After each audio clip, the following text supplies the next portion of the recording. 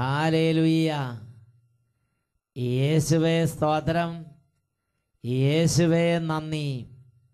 വിശുദ്ധ ലൂക്കായുടെ സുവിശേഷം 24-ാം അധ്യായം 47-ാം തിരുലിഖിതം.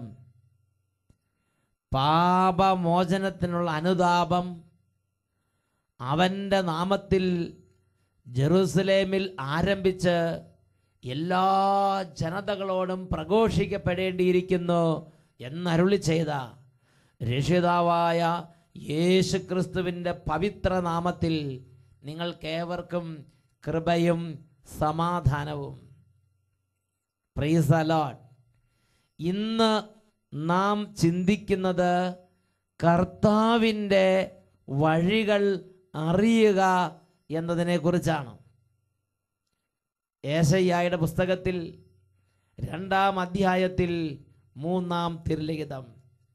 അവിടുന്ന് തൻ്റെ വഴികൾ നമ്മെ പഠിപ്പിക്കും, നാം അവിടുത്തെ വഴികളിലൂടെ ചരിക്കും. Praise the Lord. പ്രിയപ്പെട്ട സഹോദരങ്ങളെ, ദൈവം തിരഞ്ഞെടുക്കുന്നൊരു കാലം, ദൈവം ഇടപെടുന്നൊരു കാലം, അത് യെശയ്യാ പ്രവചനത്തിൽ ഒരു പ്രവചനമായി പറഞ്ഞിരിക്കുകയാണ്. അന്ന് ജനതകളെല്ലാം കർത്താവിൻ്റെ അരികിലേക്ക് വരും. അപ്പോൾ കർത്താവ് തൻ്റെ വഴികൾ അവരെ പഠിപ്പിക്കും. എന്നിട്ട് ജനം കർത്താവിൻ്റെ വഴികളിലൂടെ നടക്കും. ഈ ഒരു കാര്യത്തെ 2-ാം അധ്യായത്തിൽ 3-ാം തിരുലിഖിതത്തിൽ പ്രഖ്യാപിച്ചിരിക്കുകയാണ്. അവിടുന്ന് തൻ്റെ വഴികൾ നമ്മെ പഠിപ്പിക്കും, നാം അവിടുത്തെ പാതകളിൽ ചരിക്കും. ഹല്ലേലൂയ. യേശുവേ ആരാധന. പ്രിയപ്പെട്ട സഹോദരങ്ങളെ, വിശുദ്ധ ലിഖിതങ്ങളിൽ ഒരുപാട് ദൈവദാസന്മാർ, ദൈവം തിരഞ്ഞെടുത്ത ഒരുപാട് പേരുടെ ജീവിതത്തിൽ ദൈവത്തിൻ്റെ വഴികളിലൂടെ നടക്കാൻ സാധിക്കാത്തതിൻ്റെ വേദനയുണ്ട്. സാമുവേൽ പ്രവാചകൻ്റെ 1-ാം പുസ്തകത്തിൽ 16-ാം അധ്യായത്തിൽ 14 മുതലുള്ള തിരുലിഖിതങ്ങൾ കാണുകയാണ്. അവിടെ ദൈവത്തിന് വേണ്ടി തെരഞ്ഞെടുത്ത സാവൂൾ എന്ന ദൈവദാസൻ ദൈവത്തിൻ്റെ വഴികൾ അറിയാതെ ലോക വഴികളിലൂടെ നടന്ന് ജീവിതത്തിൽ വന്നു ഭവിച്ച ഓരോ ദുരിതങ്ങൾ അനുഭവിക്കുന്നത് രേഖപ്പെടുത്തപ്പെട്ടിട്ടുണ്ട്. സാമുവേൽ പ്രവാചകന്റെ 1-ാം പുസ്തകത്തിൽ 16-ാം അധ്യായത്തിൽ 14-ാം തിരുലിഖിതം. കർത്താവിൻ്റെ ആത്മാവ് സാവൂളിനെ വിട്ടുപോയി, അവിടുന്ന് അയച്ച ഒരു ദുരാത്മാവ് അവനെ പീഡിപ്പിച്ചു. സാവൂളിൻ്റെ ഭൃത്യന്മാർ അവനോട് പറഞ്ഞു, ദൈവം അയച്ച ഒരു ദുരാത്മാവ് അങ്ങയെ പീഡിപ്പിക്കുന്നു. ആകയാൽ കിന്നരം വായനയിൽ നിപുണനായ ഒരുവനെ അന്വേഷിക്കാൻ അങ്ങ് അടിയങ്ങൾക്ക് കൽപ്പന തരണം. ദുരാത്മാവ് അങ്ങയിൽ ആവസിക്കുമ്പോൾ അവൻ കിന്നരം വായിച്ച് അങ്ങേക്ക് ആശ്വാസം നൽകും.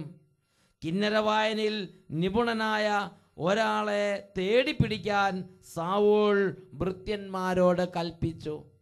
സാവൂളിന് ഒരു സമാധാനമില്ല. രാത്രി ഉറങ്ങാൻ പറ്റില്ല, പകൽ ഉറങ്ങാൻ പറ്റുന്നില്ല. അവൻ വളരെ ഒരു ടെൻഷൻ പിടിച്ചൊരു അസ്വസ്ഥനായിരിക്കുകയാണ്. ഒരു ദുരാത്മാവ് അവനെ പീഡിപ്പിക്കാൻ തുടങ്ങി. പ്രിയപ്പെട്ട ദൈവമക്കളെ, ഏറ്റവും ദുരന്തകരമായ സംഗതി, സാവൂൾ ദൈവത്തിൻ്റെ വഴികൾ വിട്ട് നടക്കാൻ തുടങ്ങിയപ്പോൾ സാവൂളിൽ നിന്ന് ദൈവവുമായുള്ള ആ കൂട്ടുകെട്ട് നഷ്ടപ്പെട്ടു പോയി. സാവൂൾ ദൈവത്തിൽ നിന്ന് അകന്നുപോയി. സാവൂൾ ദൈവത്തിൽ നിന്ന് അകന്നുപോയി. ഞാനും നിങ്ങളും ഒരു തിന്മ പ്രവർത്തിക്കുമ്പോൾ ഓർക്കണം, ഞാൻ എൻ്റെ ദൈവത്തിൽ നിന്ന് അകന്നു പോയിക്കൊണ്ടിരിക്കുകയാണ്. ഓരോ തിന്മ ചെയ്യുമ്പോഴും എൻ്റെ ദൈവത്തിൽ നിന്ന് ഞാൻ ദൂരെ ദൂരെ എത്തിക്കൊണ്ടിരിക്കുകയാണ് എന്ന് തിരിച്ചറിയണം. സാമുവേൽ പ്രവാചകന്റെ 2-ാം പുസ്തകം 22-ാം അധ്യായം 22 മുതലുള്ള വാക്യങ്ങൾ. അവിടെ ദൈവത്തിൻ്റെ വഴികളെ അന്വേഷിച്ച്, ദൈവത്തിൻ്റെ വഴികൾ അറിഞ്ഞ്, ദൈവവചനം പഠിച്ച് ആ ദൈവവചനത്തിലൂടെ മുന്നോട്ട് പോകാൻ പരിശ്രമിച്ചിരുന്ന ദാവീദ് തൻ്റെ ജീവിതത്തിൽ ദൈവത്തിൻ്റെ തിരുസന്നിധിയിൽ ഏറ്റുപറയുന്ന വളരെ പ്രധാനപ്പെട്ട ഒരു സംഗതിയുണ്ട്. അതാണ് 2 സാമുവേൽ 22-ാം അധ്യായം 22 മുതലുള്ള തിരുലിഖിതങ്ങൾ. കർത്താവിൻ്റെ വഴിയിൽ നിന്ന് ഞാൻ വ്യതിചലിച്ചില്ല. തിന്മ ചെയ്ത് എൻ്റെ ദൈവത്തിൽ നിന്ന് ഞാൻ അകന്നു പോയില്ല. തിന്മ ചെയ്യുമ്പോൾ സംഭവിക്കുന്ന ആദ്യത്തെ ദുരന്തം അവൻ ദൈവത്തിൽ നിന്ന് അകന്നു പോവുകയാണ്. ദൈവത്തിൻ്റെ ആ ഒരു കൂട്ടുകെട്ട് നഷ്ടപ്പെടുന്നതോടുകൂടെ ഏകാന്തത, അനാഥത്വം, എന്തോ ഒരു പ്രത്യേക തരത്തിലുള്ള റെസ്റ്റ്ലെസ്നെസ്, ഒരു അസ്വസ്ഥത, എന്തോ ഒരു സന്തോഷമില്ലായ്മ, എന്തോ ഒരു വാടുന്ന ഒരവസ്ഥ. ഒരു ചെടിക്ക് വെള്ളം കിട്ടാതെ വന്ന എങ്ങനെയാണോ അതേപോലെ ജീവിതത്തിൽ വരൾച്ച അനുഭവപ്പെടുന്ന ഒരവസ്ഥയിലേക്ക് ആ ആത്മാവ് നീങ്ങുകയാണ്. പ്രിയപ്പെട്ട സഹോദരങ്ങളെ, അതുകൊണ്ട് ദാവീദ് പഠിപ്പിക്കുകയാണ്, ഞാൻ എൻ്റെ ദൈവത്തിൻ്റെ വഴികൾ വിട്ടു നടന്ന് എൻ്റെ ദൈവത്തിൽ നിന്ന് ഞാൻ അകന്നു പോയില്ല. ഞാൻ തിന്മ ചെയ്ത് എൻ്റെ ദൈവത്തിൽ നിന്ന് അകന്നു പോയില്ല. ഒരു വ്യക്തി തിന്മ ചെയ്യുമ്പോൾ, പാപം ചെയ്യുമ്പോൾ, അകൃത്യം പ്രവർത്തിക്കുമ്പോൾ അവൻ ജീവിക്കുന്ന ദൈവത്തിൽ നിന്ന് അകന്നകന്നകന്ന് പോവുകയാണ്. നഷ്ടം അവന് തന്നെയാണ്. ആരാണോ അകൃത്യം ചെയ്യുന്നത് അവന് തന്നെ നഷ്ടം. അവനിതാ ദൈവത്തിൽ നിന്ന് അകന്ന് പോവുകയാണ്. സാമുവേൽ പ്രവാചകന്റെ 1-ാം പുസ്തകത്തിൽ 16-ാം അധ്യായത്തിൽ 14 മുതലുള്ള വാക്യങ്ങൾ, സാവൂൾ ദൈവത്താൽ തെരഞ്ഞെടുക്കപ്പെട്ട വ്യക്തിയാണ്. അവൻ ദൈവത്താൽ നയിക്കപ്പെട്ട വ്യക്തിയാണ്. എന്നാൽ ഇടയ്ക്ക് വെച്ച് അവൻ ദൈവത്തിൽ നിന്ന് അകന്നു പോയി. പ്രിയ ദൈവ പൈതലേ, നീ ഒരു പക്ഷേ നിന്റെ ജീവിതത്തിൽ 10, 20, 25 വർഷം ദൈവത്തിൻ്റെ വഴികളിലൂടെ നടന്ന ഒരു വ്യക്തിയായിരിക്കാം. എന്നാൽ ജീവിതത്തിൻ്റെ ഒരു പ്രത്യേക ഘട്ടം വന്നപ്പോൾ മുതൽ പിന്നെ നീ ദൈവത്തെ അനുസരിക്കാത്തവനായി, നീ ദൈവത്തോട് പ്രാർത്ഥിക്കാത്തവനായി, നീ ദൈവത്തിന് വിധേയപ്പെടാത്തവനായി, നീ ദൈവത്തിൻ്റെ വഴികളെ ഗവനിക്കാത്തവനായി മാറിയെങ്കിൽ അപ്പോൾ തന്നെ നിന്റെ ദൈവം നിന്നെ വിട്ടകന്ന് കഴിഞ്ഞു എന്ന് അറിഞ്ഞുകൊള്ളുക. കാര്യം നീ 10-25 വർഷം ദൈവത്തിന് വേണ്ടി വേല ചെയ്തവനായിരിക്കാം. നീ 10-25 വർഷം ദൈവത്തിൻ്റെ വഴികളിലൂടെ നടന്നവനായിരിക്കാം, ദൈവത്തെ പ്രീതിപ്പെടുത്തിയവനായിരിക്കാം. എന്നാൽ നീ നിന്റെ ദൈവത്തിൻ്റെ വഴികളെ വിട്ട് എന്ന് നടക്കുന്നോ അന്ന് നീ ദൈവത്തെ വിട്ടകന്നു കഴിഞ്ഞു. നീ ദൈവത്തെ വിട്ട് അകന്നുകൊണ്ടിരിക്കുകയാണ്. സാവൂൾ കുറേ കാലം ദൈവത്തിൻ്റെ വഴികളിലൂടെ നടന്നവനാണ്. എന്നാൽ ജീവിതത്തിൻ്റെ ഒരു പ്രത്യേക ഘട്ടത്തിൽ അവൻ ദൈവത്തെ വിട്ട്, അവൻ പ്രാർത്ഥന വിട്ട്, അവൻ വിശുദ്ധി വിട്ട്, വചനം വിട്ട്, തന്നിഷ്ടപ്രകാരം, ലോകപ്രകാരം, നാട്ടുകാരുടെ വാക്കുപ്രകാരം അവൻ പോകാൻ തുടങ്ങി. അവനെ വശീകരിക്കുന്ന ഒരുപാട് പേരുടെ പ്രേരണ പ്രകാരം അവൻ നീങ്ങാൻ തുടങ്ങി. അവൻ്റെ ജീവിതത്തിൽ നിന്ന് അവൻ ദൈവത്തിൽ നിന്ന് വിട്ടകലാൻ തുടങ്ങി. അപ്പോൾ ദൈവത്തിൻ്റെ ആത്മാവ് അവനെ വിട്ടുപോയി. പകരം ഒരു ദുരാത്മാവ് അവനെ പീഡിപ്പിക്കാൻ തുടങ്ങി. പ്രിയപ്പെട്ട സഹോദരങ്ങളെ, അങ്ങനെ ഈ ദുരാത്മ പീഡയിൽ നിന്ന് ഇവനെ മോചിപ്പിക്കാൻ വേണ്ടി കിന്നരവാൻ നിപുണനായ ഒരു വ്യക്തി അന്വേഷിക്കാൻ വേണ്ടി രാജസേവകന്മാർ രാജ്യമെമ്പാടും പുറപ്പെട്ടു. അവസാനം ദാവീദ് എന്നു പേരുള്ള ഒരു യുവ കോമളനെ അവർ കണ്ടെത്തി. അവനെക്കുറിച്ച് സാവൂൾ രാജാവിനോട് ഭൃത്യൻ വന്ന് റിപ്പോർട്ട് ചെയ്യുന്ന ഭാഗം ഒന്ന് ശ്രദ്ധിച്ച് നോക്കിക്കേ. സാമുവേൽ പ്രവാചകന്റെ 1-ാം പുസ്തകത്തിൽ 16-ാം അധ്യായത്തിൽ 18-ാമത്തെ തിരുലിഖിതത്തിലാണ് നാം അത് വായിക്കുന്നത്. ബത്ലഹേംകാരനായ ജസ്സയുടെ ഒരു മകനെ ഞാൻ കണ്ടിട്ടുണ്ട് എന്ന് ഭൃത്യരിൽ ഒരുവൻ വന്ന് പറഞ്ഞു. അവൻ കിന്നര വായനയിൽ നിപുണനും പരാക്രമിയായ യോദ്ധാവും വാക്ചാതുര്യമുള്ളവനും കോമളനുമാണ്. കർത്താവ് അവനോട് കൂടെയുണ്ട്. Praise the Lord. ഒരു യുവാവിനെ കുറിച്ച് രാജാവിനോട് വന്ന് ഒരു ഭൃത്യൻ അവതരിപ്പിക്കുകയാണ്. അവൻ വാക്ചാതുര്യമുള്ളവനാണ്, അവൻ കോമളനാണ്, അവൻ മിടുക്കനാണ്, അവൻ സമർത്ഥനാണ്, കിന്നര വായനയും അവൻ അറിയാം, അവൻ യോദ്ധാവാണ്. ഒരുപാട് കാര്യങ്ങൾ അവൻ്റെ മികവിനെ കുറിച്ച് പറയുകയാണ്. എന്നിട്ട് അതിൻ്റെ മകുടം ചാർത്തിക്കൊണ്ട് ദാവീദിനെ കുറിച്ച് പറയുകയാണ്, കർത്താവ് അവൻ്റെ കൂടെയുണ്ട്. പ്രിയ ദൈവവൈതലേ, നിന്നെക്കുറിച്ച് ഇങ്ങനെ പറയാൻ സാധിക്കുമോ? ഇതാ ഈ ചേട്ടത്തിയുടെ കൂടെ കർത്താവുണ്ട്, ഇതാ ഈ മകൻ്റെ കൂടെ കർത്താവുണ്ട്, ഇതാ ഈ വിദ്യാർത്ഥിയുടെ കൂടെ കർത്താവുണ്ട്, ആ ചേട്ടൻ്റെ കൂടെ കർത്താവുണ്ട്, ഇതാ ഈ ഉദ്യോഗസ്ഥൻ്റെ കൂടെ കർത്താവുണ്ട്. കർത്താവ് അവൻ്റെ കൂടെയുണ്ട്. അവനെക്കുറിച്ച് ഭൃത്യന്മാരിൽ ഒരുവൻ വന്ന് സാവൂളിനോട് റിപ്പോർട്ട് ചെയ്യുകയാണ്. കാരണം അവൻ്റെ ഓരോ നടപ്പിലും, അവൻ്റെ ഓരോ ഇരിപ്പിലും, അവൻ്റെ ഓരോ ചെയ്തികളിലും അവൻ കർത്താവിൻ്റെ കൂടെ നടക്കുന്നത് കൊണ്ടുള്ള ഒരു മികവ്, ഒരു നിറവ് അവൻ്റെ വാക്കിലും പ്രവൃത്തിയിലും പ്രകടമായി. Praise the Lord. കർത്താവിൻ്റെ കൂടെ നടക്കുന്നവർക്ക് വാക്കിലും പ്രവൃത്തിയിലും ഒരു നിറവ്, ഒരു തികവ്, ഒരു മികവുണ്ട് എന്നുള്ളതൊരു യാഥാർത്ഥ്യമാണ്. ഹല്ലേലൂയ. അവരോട് സംസാരിക്കുമ്പോൾ സമാധാനം, അവരോട് ഇടപെടുമ്പോൾ ഒരു ആശ്വാസം, ഒരു പ്രത്യേക ഒരു സമാശ്വാസത്തിൻ്റെ സാന്നിധ്യമാണ് കർത്താവ് കൂടെയുള്ള വ്യക്തികൾ. പ്രിയപ്പെട്ട സഹോദരങ്ങളെ, ഈ ദാവീദിനെ കൊട്ടാരത്തിലേക്ക് കൊണ്ടുവന്നു. ദാവീദ് കിന്നരം വായിക്കുമ്പോൾ, ദാവീദിനോട് സംസാരിക്കുമ്പോൾ സാവൂൾ രാജാവിന് വലിയ ആശ്വാസം ഉണ്ടായി. വചനം പഠിപ്പിക്കുകയാണ്, ദാവീദ് കിന്നരം വായിച്ചു കൊണ്ടിരുന്നപ്പോൾ സാവൂളിൽ നിന്ന് ദുരാത്മാക്കൾ വിട്ടുപോയിക്കൊണ്ടേയിരുന്നു. Hallelujah, hallelujah. പ്രിയപ്പെട്ട സഹോദരങ്ങളെ, അപ്പോൾ ഒരു വ്യക്തിയുടെ ജീവിതത്തിൽ വിജയമുണ്ടാകുന്നത്, വിടുതലും അനുഗ്രഹവും എല്ലാം ആ വ്യക്തിയുടെ ഇടപെടലിലൂടെ സംഭവിക്കുന്നത് കർത്താവ് ആ വ്യക്തിയുടെ കൂടെ ഉണ്ടോ ഇല്ലയോ എന്നതിനെ ആശ്രയിച്ചാണ്. ഹല്ലേലൂയ. ഞാൻ നിങ്ങൾ മനസ്സിലാക്കേണ്ട അടിസ്ഥാന സത്യമുണ്ട്. നമ്മൾ തിന്മ ചെയ്യുമ്പോൾ നാം കർത്താവിനെ വിട്ടകന്നു പോകുന്നു, കർത്താവ് നമ്മെ വിട്ടകന്നു പോകുന്നു. സങ്കീർത്തന പുസ്തകത്തിൽ 5-ാം അധ്യായത്തിൽ 4-ാമത്തെ തിരുലിഖിതം, അങ്ങ് ദുഷ്ടതയിൽ പ്രസാദിക്കുന്ന ദൈവമല്ല, തിന്മ അങ്ങയോടൊത്ത് വസിക്കുകയുമില്ല. അങ്ങ് ദുഷ്ടതയിൽ പ്രസാദിക്കുന്ന ദൈവമല്ല, തിന്മ അങ്ങയോടൊത്ത് വസിക്കുകയില്ല. പ്രിയ ദൈവപൈതലേ, ദൈവത്തിൻ്റെ ഒരു പ്രത്യേകതയാണ്, ദൈവം നമ്മളെപ്പോലെ അല്ല. എന്തും ഏതും ആകട്ടെ എന്ന് വിചാരിച്ചിരിക്കുക, അവൻ പരിശുദ്ധനാണ്. തിന്മ അവൻ്റെ കൂടെ വസിക്കുകയില്ല.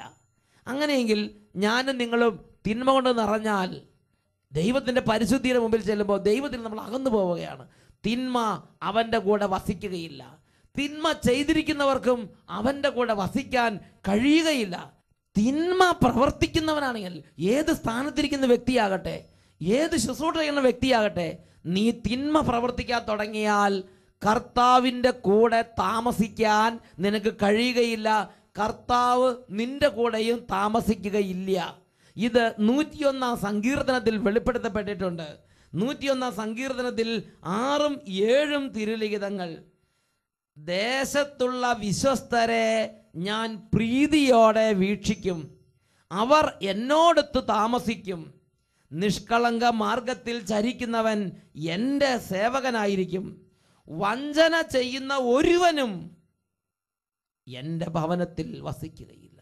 വഞ്ചന ചെയ്യുന്ന ഒരുവനും, തിന്മ പ്രവർത്തിക്കുന്ന ഒരുവനും, പാപം ചെയ്യുന്ന ഒരുവനും എൻ്റെ കൂടെ താമസിക്കാൻ കഴിയുകയില്ല എന്ന് കർത്താവ് വെളിപ്പെടുത്തുകയാണ്.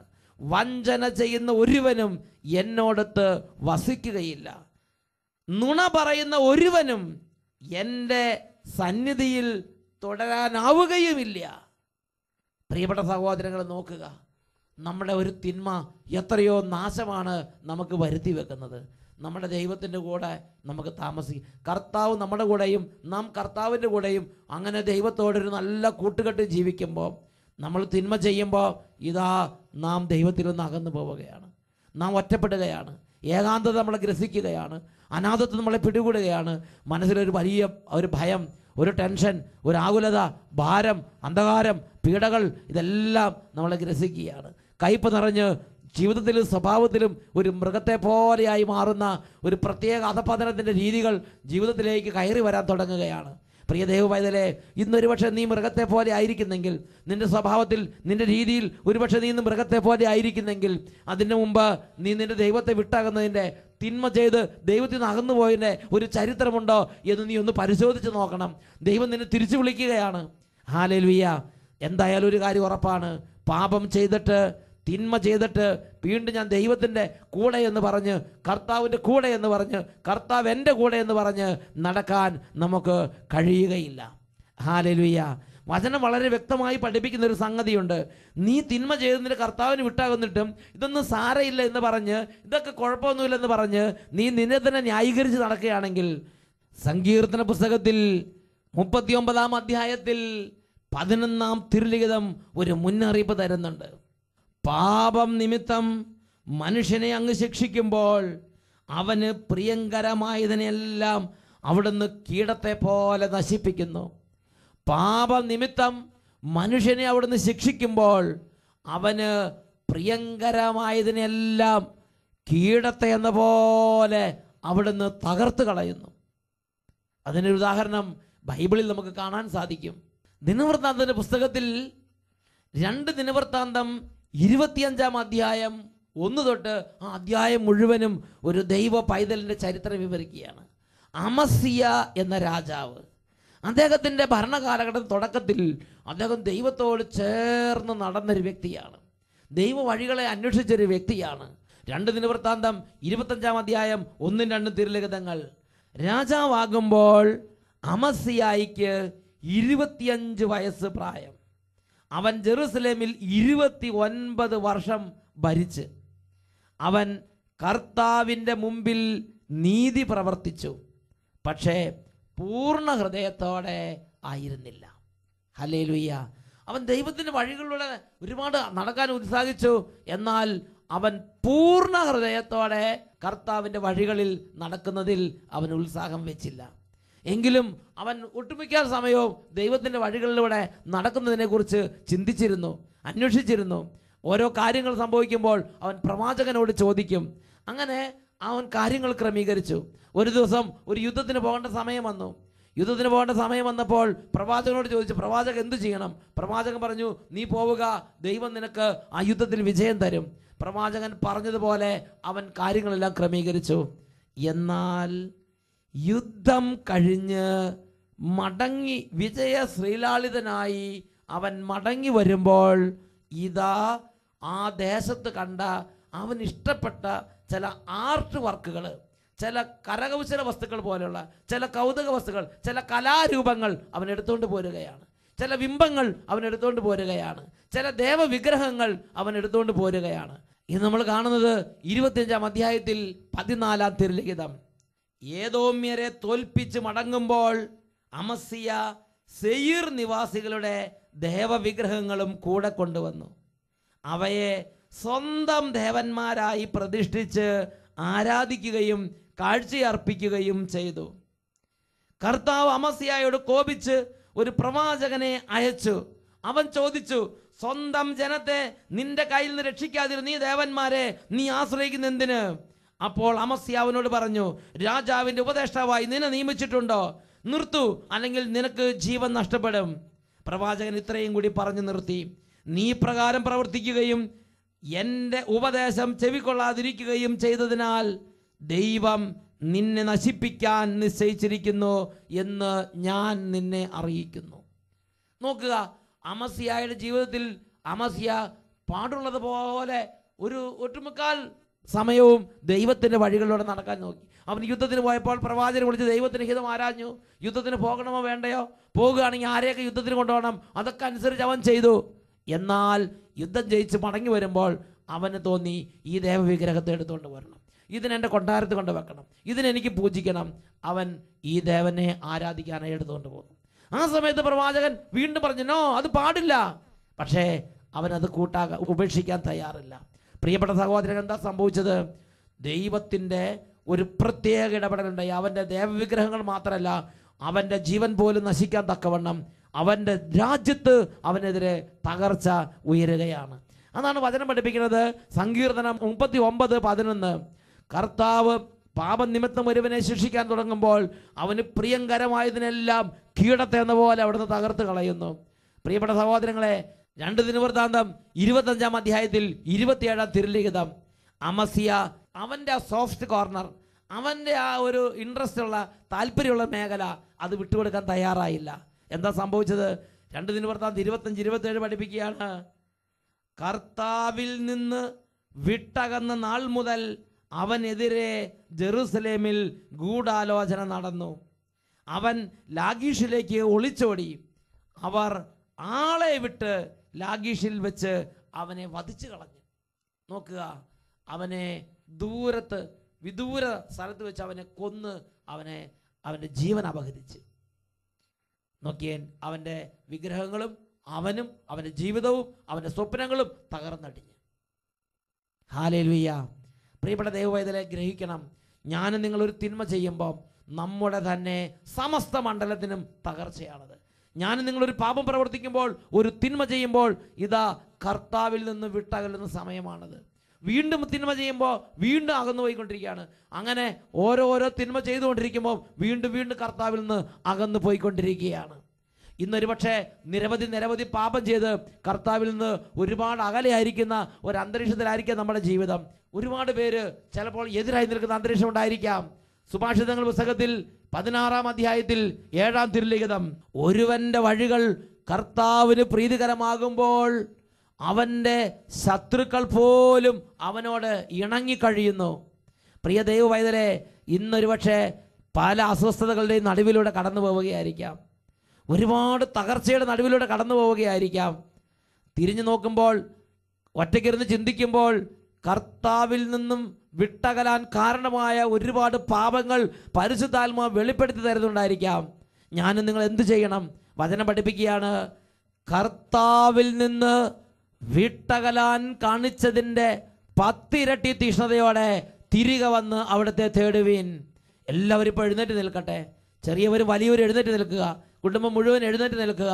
ഇപ്പോൾ പ്രാർത്ഥിക്കുന്നു, ഓ ദൈവമേ, വ്യക്തിപരമായ ജീവിതത്തിൽ തന്നിഷ്ടപ്രകാരം നടന്ന് ചെറുതോ വലുതോ ആയ തിന്മകൾ ചെയ്ത് കർത്താവുമായുള്ള ഐക്യം നഷ്ടപ്പെട്ടതിൻ്റെ വേദനയോടെ പ്രാർത്ഥിക്കുന്ന ഈ മക്കളിലേക്ക് ഇപ്പോൾ ഇടപെടണമേ കർത്താവേ. നാളുകൾ അങ്ങയോട് കൂടെ നടന്ന് തീഷ്ണമായി അങ്ങയോട് പ്രാർത്ഥിച്ചിരുന്നു. ഒരുപാട് മണിക്കൂർ അങ്ങയോട് ഇടപെട്ടിരുന്നു. ഇന്നൊരു 5 മിനിറ്റ് പോലും പ്രാർത്ഥിക്കാൻ പറ്റുന്നില്ല. ഇന്ന് അങ്ങയെ സ്തുതിക്കാൻ പറ്റുന്നില്ല. ഇന്ന് വചനം വായിക്കാൻ പറ്റുന്നില്ല.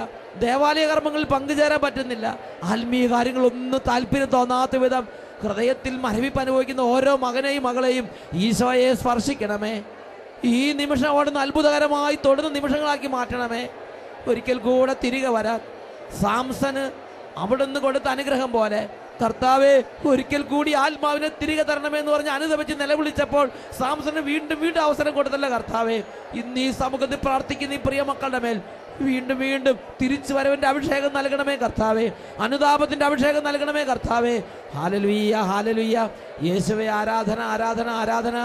യേശുവേ, യേശുവേ, യേശുവേ. Hallelujah, hallelujah. യേശുവേ ആരാധന, ആരാധന. യേശുവേ സ്തോത്രം, യേശുവേ നന്ദി. സങ്കീർത്തന പുസ്തകത്തിൽ 39-ാം അധ്യായത്തിൽ 11-ാം തിരുലിഖിതം, പാപം നിമിത്തം അവിടുന്ന് മനുഷ്യനെ നശിപ്പിക്കുമ്പോൾ അവന് പ്രിയങ്കരമായതിനെല്ലാം കീടത്തെ എന്ന പോലെ അവിടുന്ന് തകർത്ത് കളയുന്നു. Praise the Lord.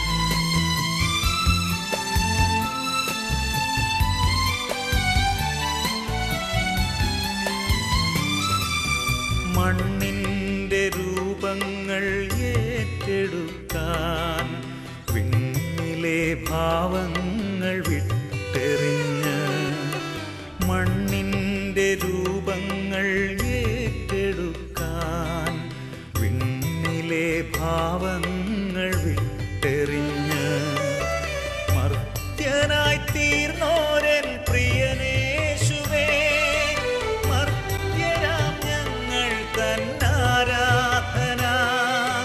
മർത്യനായി തീർന്നോരൻ പ്രിയനേശുവേ, മർത്യരാം ഞങ്ങൾ തന്നാരാധന.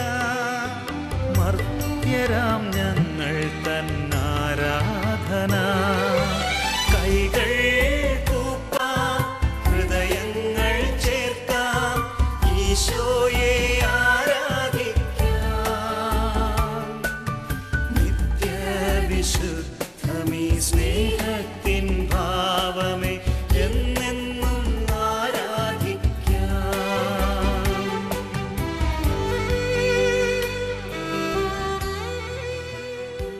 യെരമിയ പ്രവചനത്തിൽ 2-ാം അധ്യായത്തിൽ 12-ാം തിരുലിഖിതം, ആകാശമേ ഞെട്ടിവിറയ്ക്കുക, ഭൂതലമേ ശ്രദ്ധിക്കുക, എൻ്റെ ജനം ജീവജലത്തിന്റെ ഉറവയായ എന്നെ ഉപേക്ഷിച്ച് ജലം നൽകാൻ കഴിവില്ലാത്ത പൊട്ട കിണറുകൾ കുഴിച്ചിരിക്കുന്നു. ഇരുകരങ്ങളും സ്വർഗത്തിലേക്ക് ഉയർത്താം. ഈ സമയം നിലവിളിച്ച് പ്രാർത്ഥിക്കുന്ന ഓരോരുത്തരുടെ മേലും വിടുതലിന്റെ അഭിഷേകമുണ്ട്. കരഞ്ഞ് പ്രാർത്ഥിക്കട്ടെ. Hallelujah, hallelujah. കഠിനമായ ഹൃദയങ്ങളിലേക്ക് കർത്താവേ അവിടുത്തെ അത്ഭുതകരമായ ഇടപെടൽ നൽകണമേ. കല്ലിച്ചുപോയ ഹൃദയങ്ങൾ യേശുവിന്റെ നാമത്തിൽ മാംസളമായി മാറട്ടെ. Hallelujah, hallelujah. യേശുവേ ആരാധന. ഓരോ കുടുംബങ്ങളിൽ നിന്നും ഓരോ ജീവിതങ്ങളിൽ നിന്നും യേശുവിന്റെ നാമത്തിൽ പൈശാചിക പീഡകൾ വിട്ടുമാറിപ്പോകട്ടെ. ഹല്ലേലൂയ. രോഗവും അതിന്റെ ആധിപത്യങ്ങളും യേശുനാമത്തിൽ ഛിന്ന ഭിന്നമായി പോകട്ടെ. Hallelujah, hallelujah. യേശുവേ ആരാധന, ആരാധന, ആരാധന. നിത്യവിശുദ്ധ